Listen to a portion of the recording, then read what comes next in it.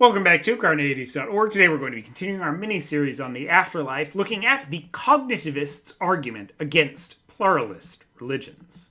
Now, broadly one can categorize views about the afterlife into three categories: exclusivism, inclusivism, and pluralism. Check out the earlier videos we had defining these earlier in the series. Pluralists claim that you can get into the quote-unquote good place, whatever that looks like for an individual religion. In order to do that, you must be a good member of whatever religion or moral code you believe in. If you follow those rules, you will get into the good place. Depending on the belief, this may be a generic good place or everyone gets into the good place that corresponds with their beliefs. Pluralism, as the name suggests, allows for a plurality of religions to in some way be true. Ethical cognitivists believe that there is a fact of the matter about whether or not certain actions are good, that ethical statements can be true or false. This is a generally pervasive claim that most people at least act like they believe. Most people seem to think that there are certain things, say murder, rape, that are wrong, and other things that are morally, objectively good. However, it is in deep conflict with religious pluralism.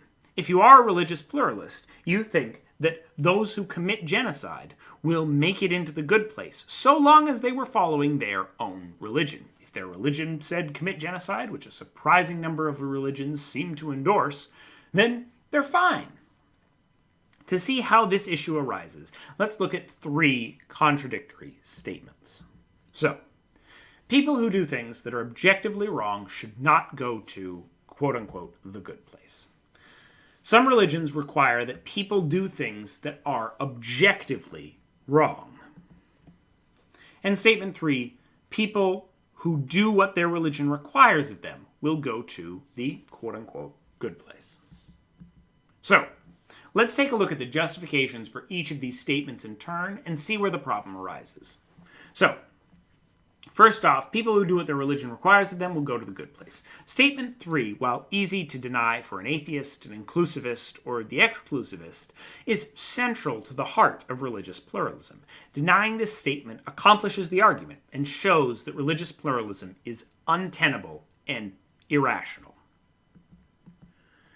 What about statement 2? If you're a cognitivist who believes that there is an objective right and wrong, this seems hard to deny. Even if they're not mainstream, there are religions that require human sacrifice, genocide, cannibalism, which many find morally wrong. The pluralist might deny this claim on the grounds that right and wrong do not exist. However, most religions seem to preach a moral code of sorts. Therefore, it seems challenging to hold a non-cognitivist position here if you are actually religious. If you're religious and you think there's a right and wrong out there, there is a good and bad, this statement seems to be something you're committed to. Or rather, you're committed to the claim that other religions disagree with you about things that are right and wrong, and so they're doing things that are actively wrong by following their religion. And finally, people who do things that are objectively wrong should not go to the good place. The pluralist might similarly choose to deny this premise, claiming that good and evil do exist, but evil people should be allowed entrance to the good place, just as much as anyone else.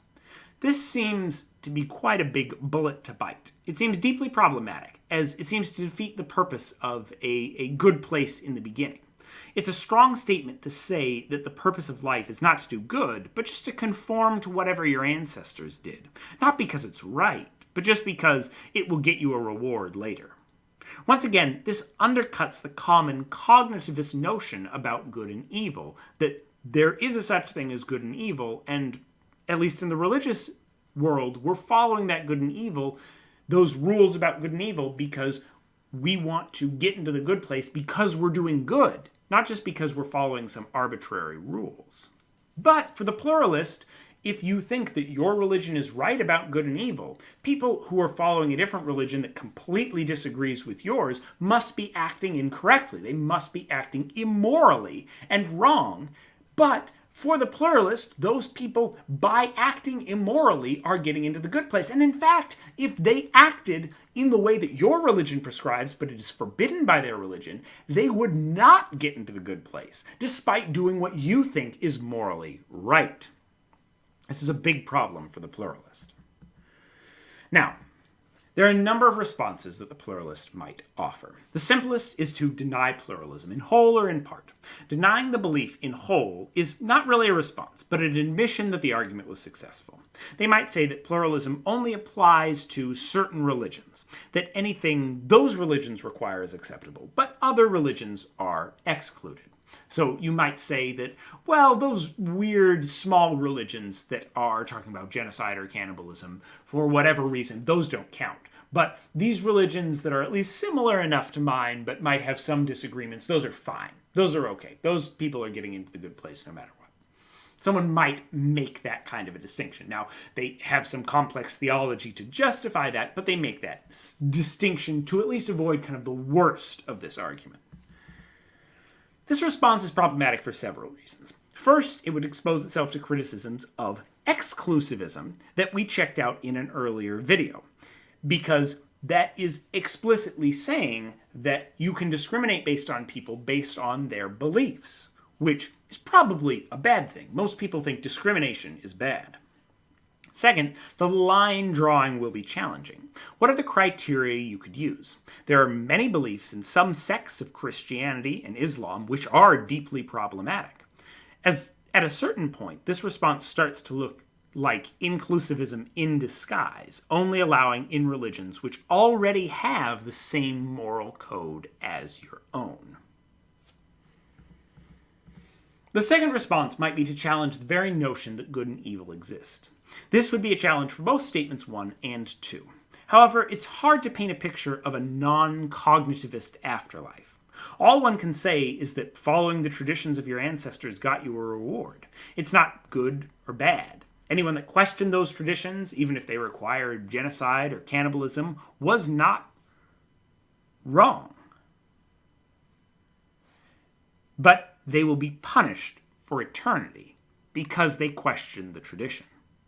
It's not that they did something immoral, because, morality. They questioned their tradition, though, and so they got to be punished, even though they didn't do anything wrong. The challenge here is justifying why some people are rewarded and others are punished without appeal to good or evil. Additionally, I think that most theists are unlikely to take this path. A belief in the reality of good and evil is at the heart of most theistic traditions. Denying that there is, in fact, a matter of fact about what is right and what is wrong will be challenging to make consistent with dogma that's deeply committed to the opposite. Response number 3. One might attempt to claim that given that we do not know which religion is right, the only way to behave around others to get along is to let them act as they will and assume that their religion will lead them to their own afterlife. If we spend all our time fighting over right and wrong, we're just as discriminatory as the exclusivists. I think this is a more powerful response than the others, but I think it has its problems. There's a couple of issues here. First, from a skeptical perspective, there is an important difference between belief and action. You can act respectfully to the beliefs of others without believing them yourself. This doesn't imply pluralism of belief, simply pluralism of action, an importantly distinct concept. You don't need to, it's not an implication of your beliefs that a certain thing is right to then attempt to enforce your own morality on others. You don't have to take those actions. And so you can still be respectful of others while holding a belief that they're doing something that you deeply disagree with or you think is wrong. And even if you buy this response, it comes at a huge cost.